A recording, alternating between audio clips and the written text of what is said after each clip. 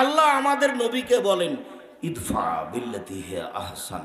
মুহাম্মদ সাল্লাল্লাহু আলাইহি সাল্লাম, আপনি যখন মানুষের সাথে কথা বলবেন তখন মানুষ যেটা বলেছে আপনারটা যেন তার চেয়ে সুন্দর হয়। আল্লাহ তাআলা বলেন ওয়াজাদিলহুম বিল্লাতি হে আহসান। মুহাম্মদ সাল্লাল্লাহু আলাইহি সাল্লাম শোনেন, যখন মানুষের সাথে কোনো তর্কমূলক কথা হবে, বাকবিতণ্ডমূলক কথা হবে, তখন আপনারটা যেন তার চেয়ে ভালো হয়। সদাচরণ কাকে বলে? মহান আল্লাহ বলেন ফাবিমা রাহমাতিম মিনাল্লাহ বাচ্চাই বসো,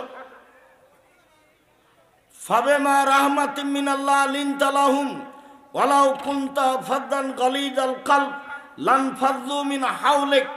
মুহাম্মদ সাল্লাল্লাহু আলাইহি সাল্লাম, আল্লাহর পক্ষ থেকে বড় দয়া যে আপনার চাল চলন নম্র সুন্দর হয়েছে।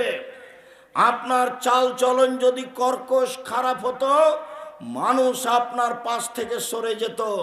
শুনুন, সদাচরণ মানে এক ফাফানম, মানুষ যা ভুল ত্রুটি করেছে আপনি তা ক্ষমা করে দেন। দুই, আস্তাগফির লাহুম, ওরা আপনাকে গালি দিয়ে অনেক কিছু বলে যে পাপ করেছে, আপনি নিজে তাদের জন্য আল্লাহর কাছে ক্ষমা চান। আল্লাহ, ওরা না বুঝে আমাকে গালি দিয়েছে, তুমি তাকে ক্ষমা করে দাও। এর নাম সদাচরণ। আর যদি আপনি দল সংগঠন করেন আর আমি যদি আপনার দল সংগঠনে না যাই আর আমি যদি বিপদে পড়ি, তাহলে আপনি বলবেন ঠিক হয়েছে, ঠিক হয়েছে, উচিত হয়েছে, উচিত হয়েছে। এটা সদাচরণ। আবার আপনি গরুও জবাই করবেন, গরু জবাই করতে আমি নিজে দেখেছি, আমার দুই চোখ সাক্ষী। গরু জবাই করতে আমি নিজে দেখেছি, রাজশাহীর ঘটনা নকল করছি। কোথায় কবে সদাচরণ বিদে নিয়েছে? কিসের ধর্ম, কিসের দল, কি বুঝাতে চান আপনি আমাকে? সদাচরণ কাকে বলে? এই ছেলে, সম্মানিত দিনী ভাই বোন, সদাচরণের নেকি বিচারের মাঠে নেকির পাল্লায় সবচেয়ে ভারী নেকি, মনে থাকবে কি? এবার কয়েকটা কথা আপনাকে বলি।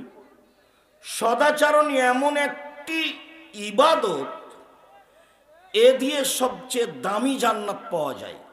সদাচরণ এমন একটি ইবাদত, এ দিয়ে সবচেয়ে দামি জান্নাত পাওয়া যায়।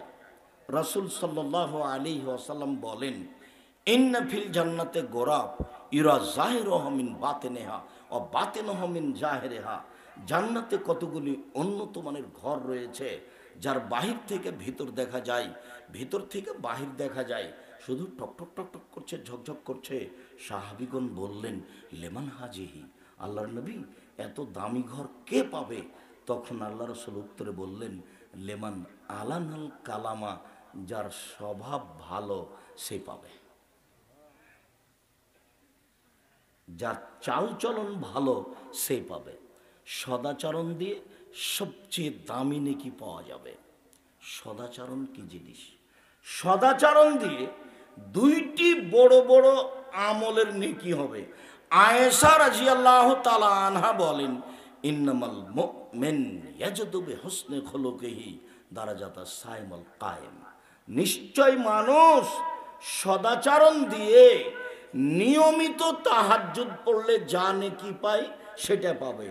নিশ্চয় মানুষ সদাচরণ দিয়ে নিয়মিত নফল সিয়াম রোজা থাকলে যে নেকি পায় সেটাই পাবে। আবার বলি, ইবাদতের জগতে একটা বড় ইবাদত হলো রাতে তাহাজ্জুদ পড়া, এতে মান সম্মান বেড়ে যায়। ইবাদতের জগতে একটা দামি ইবাদত হলো নফল সিয়াম থাকা। বৃহস্পতিবার সোমবার সিয়াম থাকবেন, জুলহিজ্জার 1 থেকে 9 পর্যন্ত সিয়াম থাকবেন, শাওয়ালের 7 দিন সিয়াম থাকবেন, শাবানের একটানা 15 দিন সিয়াম থাকবেন, আরাফার 1 দিন সিয়াম থাকবেন, মুহররমের 2 দিন সিয়াম থাকবেন। নিয়মিত নফল সিয়াম থেকে যত নেকি হবে সদাচরণে তত নেকি হবে। সদাচরণ কি জিনিস? ভালো কথা, ভালো কর্মের নাম সদাচরণ। আবারও বলি, নিয়মিত তাহাজ্জুদ পড়ে যে নেকি হবে, সদাচরণে সে নেকি হবে। নিয়মিত সিয়াম রোজা থেকে যে নেকি হবে, সদাচরণে সে নেকি হবে। বুঝাতে পারিনি? এই দুইটা ইবাদত মিলে যত নেকি হবে, সদাচরণে একাই তত নেকি হবে। এবার কি বুঝাতে পেরেছি? সম্মানিত দিনী ভাই ও বোন, সদাচরণ দিয়ে মানুষের ভাগ্য, মানুষের বয়স বেশি হয়ে যায়। সদাচরণ দিয়ে মানুষের টাকা পয়সা বেশি হয়ে যায়। আনাস রাদিয়াল্লাহু তাআলা আনহু বলেন, রাসূল সাল্লাল্লাহু আলাইহি সাল্লাম বলেছেন, মান সাররাহু, যে চায়, আইয়ুবসাতা লাহু ফি রিজকিহি ওয়া ইনসালাহু ফি আসারিহি, যে চায় তার টাকা বেশি হয়ে যাক, যে চায় তার বয়স বেশি হয়ে যাক, আল্লাহ তাকে অনেক দিন বাঁচিয়ে রাখুক, এই দুটা যে চায়, ফাল এসেল রাহেমাহু, সে যেন সদাচরণ করে। পৃথিবী সৃষ্টির 50,000 বছর পূর্বে যে ভাগ্য লিখা হয়েছে, সেই ভাগ্য যদি নতুনভাবে লিখাতে চান, তাহলে সদাচরণ করতে হবে। আর একটা জিনিস আছে ভাগ্য পরিবর্তনের, সেটা হচ্ছে লায়রুদ্দুল কাজা ইল্লা বিদুয়া, দুয়ার মাধ্যমে ভাগ্য পরিবর্তন হয়।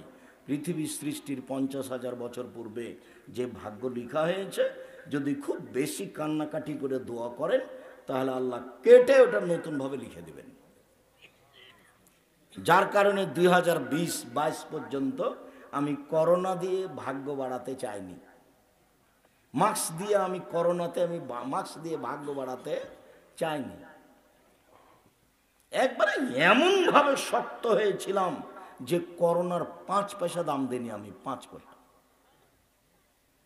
বিমানে যখন উঠেছি তখন ওই বিমানওয়ালা বলছে মাস্ক পরেন। আমি বললাম ধৈর্য ধারণ করো, মাস্ক পরেন। আমি বললাম ধৈর্য ধারণ করো, মাস্ক পরেন। তখন আমি বললাম যে তোমাকে চাকরি দেওয়া মালিক ঠিক করেনি। আমি যখন বিমানে উঠলাম তখন তুমি দেখলে আমার মাস্ক নেই, তখনই তুমি আমাকে নামিয়ে দিতে। আমি তো মাস্ক দিয়ে ভাগ্য বাড়াবো না। আমি ভাগ্য বাড়ালে কি দিয়ে বাড়াবো? দোয়া দিয়ে। মাস্ক দিয়ে ভাগ্য বাড়াতে আমি রাজি নই। 2 দিন বাঁচতে এসে শিরক করে মরতে রাজি নই। 2 দিন বাঁচতে এসে শিরক করে মরতে রাজি নই। এই কাজ আমি করব না।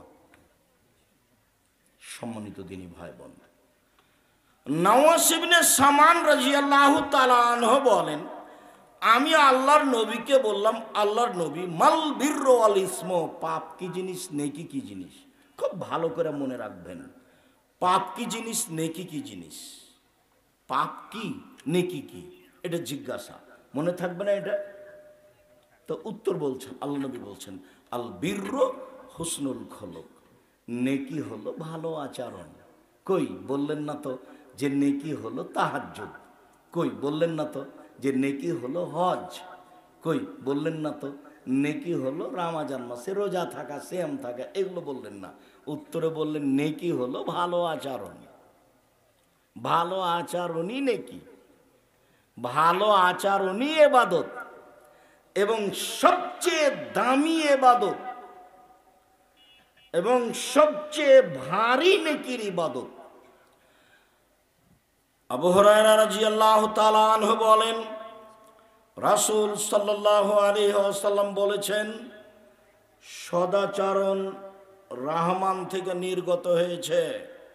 আল্লাহ তাআলা বলেন, সদাচরণ শোনো, মান ওয়াসালাকে ওয়াসালতুহু ওমান কাতাকে কাতাতুহু, তোমাকে যে নিবে আমি আল্লাহ তাকে নিব, তোমাকে যে ছেড়ে দিবে আমি আল্লাহ তাকে ছেড়ে দিব।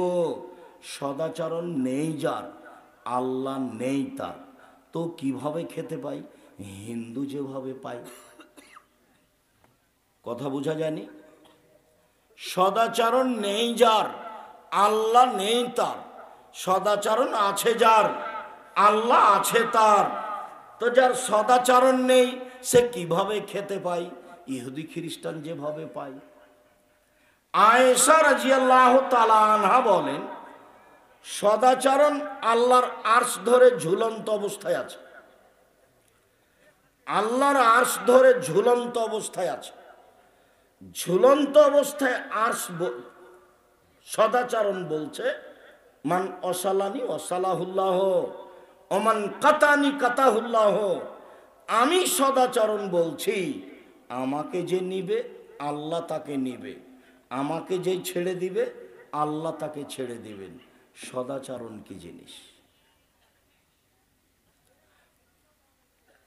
আবু মুসা আশআরী রাদিয়াল্লাহু তাআলা আনহু বলেন, রাসূল সাল্লাল্লাহু আলাইহি সাল্লাম বলেছেন, আল মুমিন লিল মুমিন কাল বুনিয়ান ইয়াশুদ্দু বাযুহু বাযান সুম্মা শাব্বাকা বাইনা আসাবিহি। এদিকে দেখেন, সদাচরণ, একজন মোমেন আর একজন মোমেনের সাথে প্রাচীরের মতো বলে ডান হাতের আঙ্গুল বাম হাতের মধ্যে ঢোকালেন,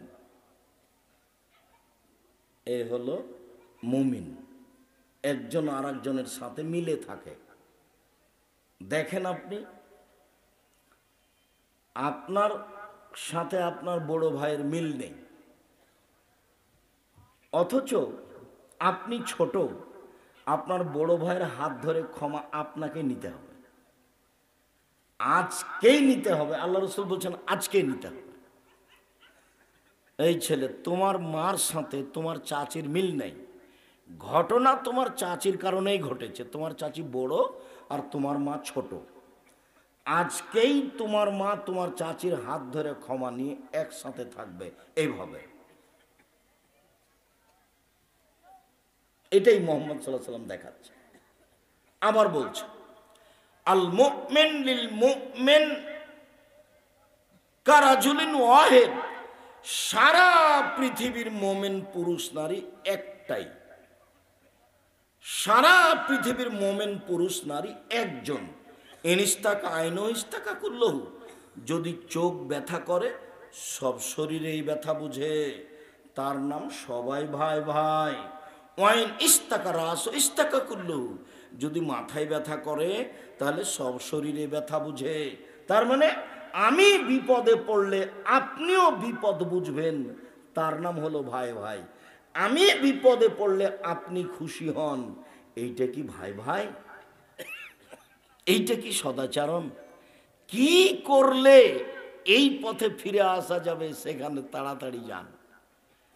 মাথাটাকে, জেহেনটাকে একবারে খালি রাখেন, কারো প্রতি ভালোবাসা বেশি রাখেন না, দলের মধ্যে থেকে জীবন হারায়েন না, দাঙ্গাবাজি করে ক্ষমতা দেখিয়ে দাপট দেখিয়ে কাউকে ঘৃণা করে তাহাজ্জুদ পড়ে জান্নাত কেনার হিসাব করিয়েন না, ভুল হিসাব। একজন সাহাবী মোজাইনা কাবিলার বলছেন যে সাহাবীগণ বললেন, আল্লাহর নবী, মা খাইরু মাউতিয়াল ইনসানো, মানুষকে তো আল্লাহ অনেক নিয়ামত দিয়েছেন, তো সবচেয়ে উত্তম কোনটা নিয়ামত? দুই হাত কিন্তু নিয়ামত। যার এক হাত নেই সে বুঝতে পারে দুই হাতের কি দাম, মর্যাদা, তাই না? যার এক পা নেই সে বুঝতে পারে দুই পায়ের কত মর্যাদা। তো দুই হাত যে নিয়ামত, দুই পা যে নিয়ামত আল্লাহর, এটা কখন বোঝা যাবে? না থাকলে। তো সাহাবী বলছেন, সাহাবীগণ, আল্লাহর নবী, আল্লাহ যে মানুষকে অনেক নিয়ামত দিয়েছেন, তো সবচেয়ে দামি কোনটা? তো আল্লাহ রাসূল উত্তরে বললেন, আল খুলুকুল হাসান, ভালো চাল চলন হলো সবচেয়ে দামি নিয়ামত। এক, আলোচনার শেষে চলে এসেছে। এক, ভালো চাল চলন হলো সবচেয়ে দামি নিয়ামত। দুই, ভালো চাল চলন দিয়ে বয়স বেশি হয়ে যায়। তিন, ভালো চাল চলন দিয়ে টাকা পয়সা বেশি হয়ে যায়। 4 ভালো চাল চলন দিয়ে দামি জান্নাত পাওয়া যায়। 5 ভালো চাল চলন দিয়ে 2টা বড় বড় ইবাদতের নেকি পাওয়া যায়। মনে নাই? বলেন তো বড় বড় ইবাদত 2টা কি? একটা তাহাজ্জুদ আর একটা হলো নফল সিয়াম। 6 ভালো চাল চলন দিয়ে সবচেয়ে বেশি নেকি হয়। 7 ভালো চাল চলনই নেকি। 8 ভালো চাল চলনের নেকি বিচারের মাঠে দাঁড়িপাল্লাই সবচেয়ে ভারী নেকি। ভালো চাল চলন, ভালো চাল চলন বাস্তব দেখিয়েছি। ওই অটো দিয়ে লোকটা বসেছিল, আমিও গেছি, তা আমি উঠেছি, লোকটা টান দিয়েছে, আমি ধাক্কা খেয়ে আপনার মুখের উপরে পড়ে গেছি। তা আপনি বললেন বসেন, বসেন, কোনো সমস্যা নেই। এটা একটা চাল চলন। আপনি বললেন যে কপালে চোখ নেই, দেখে উঠতে পারেন না, এটা একটা চাল চলন। তো জীবনে 2টা কথা বেশি বলে নিয়ে বেঁচে থাকার চেষ্টা করিয়েন না। সমাজে মানুষ গাদ্দার থাকবে, এ কথাই ঠিক। মানুষ বিশ্বাসঘাতক থাকবে, এ কথাই ঠিক। আটমল সালাফিয়া মাদ্রাসা আমি এককভাবে গড়েছি। এখানে কারো কিছু বলারও নেই, এখানে কারো কিছু করারও নেই। আটমল সালাফিয়া মাদ্রাসা আমি এককভাবে গড়েছি। যেদিন গড়িনি তার আগে নুরু সর্দারকে নিয়ে, নূর মোহাম্মদ সর্দারকে নিয়ে বসেছিলাম। আর ওইখানে কি যেন ভাদুরিয়াতে গিয়ে বসেছি, সাদুরিয়াতে গিয়ে বসেছি, তার বাড়িতে বসেছি। আটমল সালাফিয়া আমি এককভাবে দেখাশোনা করি। কারো এখানে কিছু বলারও নেই, কারো এখানে কিছু করারও নেই। তো আটমল সালাফিয়া মাদ্রাসাটা আটমল গ্রামে আছে মর্মে ওই গ্রামে যারা আছে তাদের কাছে আমানত আছে। তারা যদি 19-20 করে তাহলে তারা হবে বিশ্বাসঘাতক, তারা হবে গাদ্দার, যেটা আমি চাইনি। 19-20 হয় না যেন, সাবধান। 19-20 করে 2-1 দিন বেঁচে থেকে কোনো লাভ নেই। এই দেশের সবচেয়ে বড় প্রতিষ্ঠান জামিয়া সালাফিয়া, আয়তনে সবচেয়ে বড় প্রতিষ্ঠান জামিয়া সালাফিয়া। জামিয়া সালাফিয়া হাটাবো, বীরহাটাবো, রূপগঞ্জ, নারায়ণগঞ্জ, ঢাকা এখন প্রায় 100 বিঘা জমির উপরে অবস্থান করে, যার 22 বিঘা মেয়েদের জন্য। জামিয়া সালাফিয়া ডাঙ্গিপাড়া, পাওয়া, রাজশাহী প্রায় 40 বিঘা জমির উপর অবস্থান করে। জামিয়া সালাফিয়া রাজশাহী যেটা মহিলার জন্য তৈরি হতে যাচ্ছে সেটা প্রায় 70 বিঘা জমির উপর অবস্থান করে। জামিয়া সালাফি যেটা দিনাজপুর সেটা প্রায় 20 বিঘা জমির উপর অবস্থান করে। এদেশের আয়তনে সবচেয়ে বড় প্রতিষ্ঠান জামিয়া সালাফিয়া। মনে রাখা ভালো হবে, শিক্ষক সংখ্যায় সবচেয়ে বড় প্রতিষ্ঠান জামিয়া সালাফিয়া। জামিয়া সালাফিয়া 300 জন শিক্ষক শিক্ষিকা, বেতন লাগে 32 লক্ষ। জামিয়া সালাফিয়া শিক্ষক গুণে সবচেয়ে বড় প্রতিষ্ঠান। জামিয়া সালাফিয়াতে ইন্ডিয়ান শিক্ষক থাকেন। জামিয়া সালাফিয়াতে মদিনা বিশ্ববিদ্যালয় থেকে প্রফেসরেরা এসে নিয়মিত সেখানে পাঠদান করে থাকেন। দেশের তো বড় বড় বিদ্বান আছেই। জামিয়া সালাফিয়া খালি আলেমদের জন্য 3 ধরনের রান্না হয়। যারা বিদেশি সৌদি আরব থেকে আসা মানুষের রান্না করে, ওই বাবুর্চি হলো চট্টগ্রামের, ওদের রান্না ভিন্ন। যারা ইন্ডিয়ান তাদের রান্না ভিন্ন। আর যারা আমরা গরিব মানুষ, বাংলাদেশের মানুষ, এদের জন্য রান্না ভিন্ন। এইটা জামিয়া সালাফিয়া, যেখানে বিদেশ থেকে এসে শিক্ষাদান দিয়ে থাকেন, তার নাম জামিয়া সালাফিয়া। জামিয়া সালাফিয়ায় ছাত্র সংখ্যায় সবচেয়ে বড় প্রতিষ্ঠান। 5000 ছেলে মেয়ে পড়াশোনা করে জামিয়া সালাফিয়া। 5000, 519 জন ইয়াতিম অসহায় আছে, তার নাম জামিয়া সালাফিয়া। শিরক মুক্ত প্রতিষ্ঠান জামিয়া সালাফিয়া, বিদআত মুক্ত প্রতিষ্ঠান জামিয়া সালাফিয়া, দল মুক্ত প্রতিষ্ঠান জামিয়া সালাফিয়া, হিংসা মুক্ত প্রতিষ্ঠান জামিয়া সালাফিয়া, দেশের সর্ববৃহৎ প্রতিষ্ঠান জামিয়া সালাফিয়া। আমার মনে বড় সাধ, এই দেশের মাটিতে আমি উন্নত মানের প্রতিষ্ঠান গড়ে বাচ্চাদেরকে, ছেলে মেয়েকে উন্নত মানের বাংলা, ইংরেজি, আরবি শিক্ষা দিয়ে জাতির অন্যায়ের বিরুদ্ধে লড়বই। মুখে কলমে মিডিয়ে লড়ে যাচ্ছি, লড়বো ইনশাআল্লাহ। আমি দিনী ভাই বোনকে বলছি, খালি একটু মুখে দোয়া করবেন, আল্লাহ যেন জামিয়া সালাফিকে কবুল করেন, এটুকুই। জামিয়া সালাফিয়া ডাঙ্গিপাড়ায় এবছরের সম্মেলনে প্রায় 17 লক্ষ টাকা খরচ। ভিন্ন ধরনের প্রতিষ্ঠান, আপনাদের নিজস্ব প্রতিষ্ঠান, আয়াতনে গুণে সব কিছুতেই আগে আলহামদুলিল্লাহ। খালি মুখের দোয়াটা ব্যবহার করবেন, আল্লাহ তুমি জামিয়া সালাফিকে কবুল করো। আজকের এই দিনই বৈঠকে আমি আপনাদেরকে অনুরোধ জানাচ্ছি, আমরা সদাচরণের আলোচনা করছিলাম। অবশ্যই সদাচরণকে যথাযথভাবে মূল্যায়ন করবেন। যাওয়ার পূর্বে দেখবেন আবদুল্লাহর কিছু বই লেখা আছে নাকি। আমি আবদুল্লাহর বই পড়ি, তাকে তার বক্তব্য শুনতে ভালোবাসি। ব্যতিক্রম বই ফিলিস্তিনের ইতিহাস আবদুল্লাহর লেখা, সেটা আপনি দেখবেন। ব্যতিক্রম বই মিন্নাতুল বারি বুখারীর ব্যাখ্যা। আর আল ইতেসাম পত্রিকায় আবদুল্লাহ নিজে এখন সম্পাদকীয় লিখে। আল ইতেসাম পত্রিকার সম্পাদকীয় দেখলে আপনি খুশি হবেন। কাজে ইতেসাম পত্রিকা নিয়ে যাবেন। সকল দিনই ভাই বোনকে আমি স্টেজের ডান দিক থেকে বইগুলি সংগ্রহ করার জন্য আন্তরিকভাবে অনুরোধ জানাচ্ছি। আল্লাহ আমাদের যারা মারা গেছে তুমি তাদের কবরের শাস্তি মাফ করো। আমরা যারা অসুস্থ তুমি তাদের আরোগ্য দান করো। আমরা যারা বেঁচে আছি তুমি